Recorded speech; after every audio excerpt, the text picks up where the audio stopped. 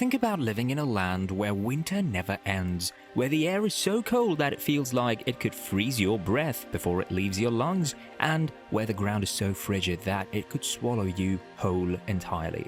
It's with great pleasure that we welcome you to Verkhoyansk, one of the coldest inhabited places on the planet.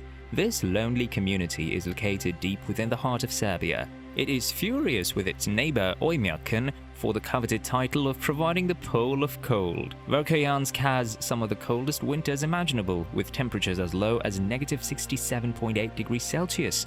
Its residents have also adapted to this awful environment in surprising ways. How do they survive in an area where warmth is a distant memory, and what conditions are necessary for them to thrive? Winter, surviving the extremes.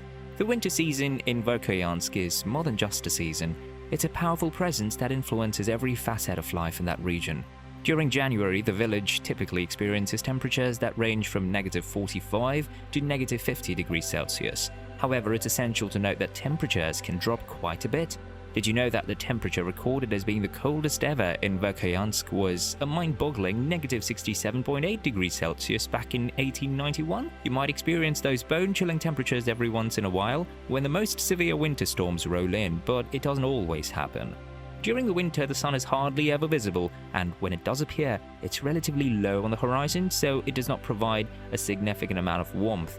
Most of the day in the village is spent in darkness, making it quite challenging to carry out the commonly performed activities. When the temperature outside is extremely low, the air can feel highly chilly, and you may experience a misty atmosphere in which your breath turns into tiny ice crystals before it even has a chance to evaporate.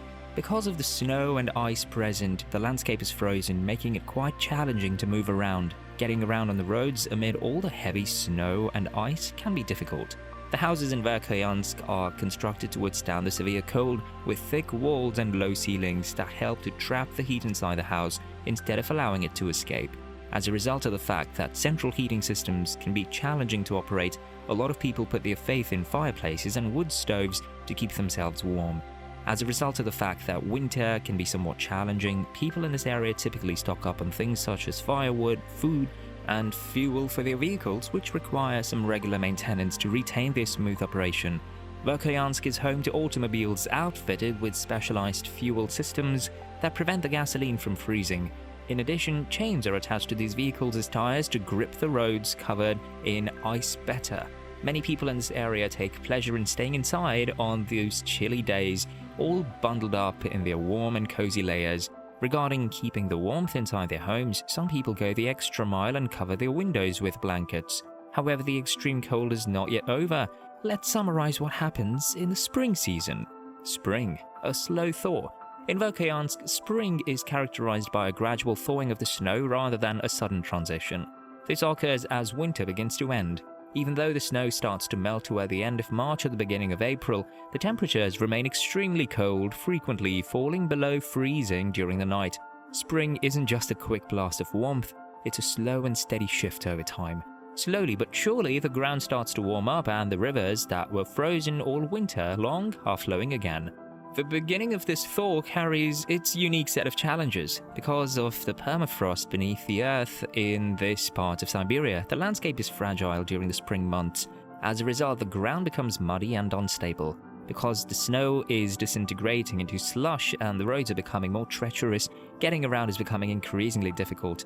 Even though it's freezing outside, signs of life are starting to crop up.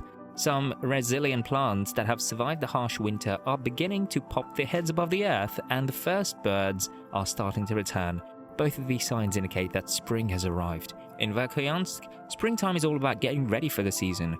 After enduring a harsh winter for several months, it's time to begin repairing items, including residences severely damaged and machinery brought to its breaking point.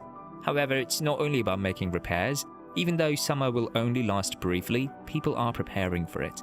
The days are finally getting longer, bringing relief from winter's darkness. Even though the cold of winter is still present, there's a genuine feeling of expectancy as the first warm breezes begin to blow in.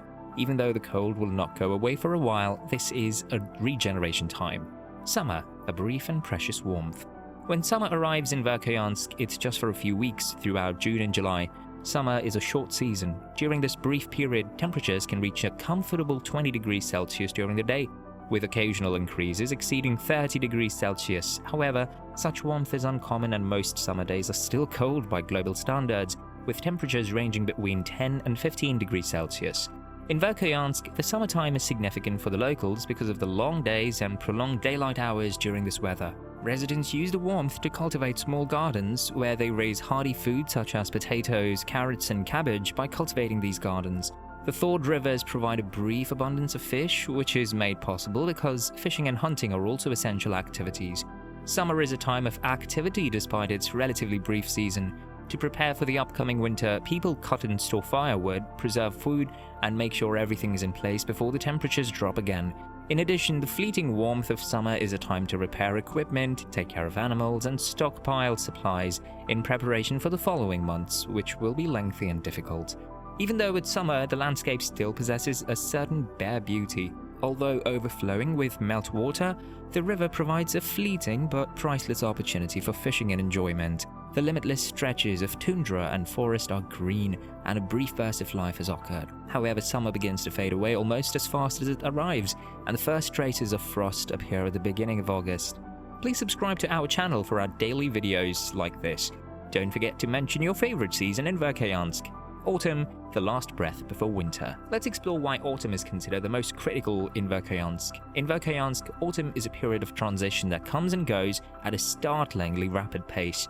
At the end of September, the temperature starts to drop, and the first snowfall of the year may occur, a momentous event that signals the end of the warm season. Simultaneously, the villagers preparing for the inevitable return of winter. The days are getting shorter, and the sunlight is getting weaker, casting a dim light over the land.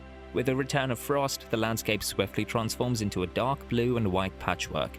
The urgency of gathering the harvest, chopping the wood, and preparing the houses for the freezing temperatures just around the corner is palpable. Autumn is not just a season, but a crucial window of time to strengthen one's chances of surviving the long winter. The first freeze of the season is a stark reminder that the summertime break has ended and the cold cycle is about to begin again. The endurance of Verkhoyansk's people. The human capacity for resilience and flexibility is demonstrated by the way of life in Verkhoyansk, as in many other places in Serbia.